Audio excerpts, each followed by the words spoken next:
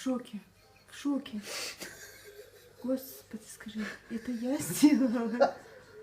А ну еще попробуйте. Да хоть сколько раз.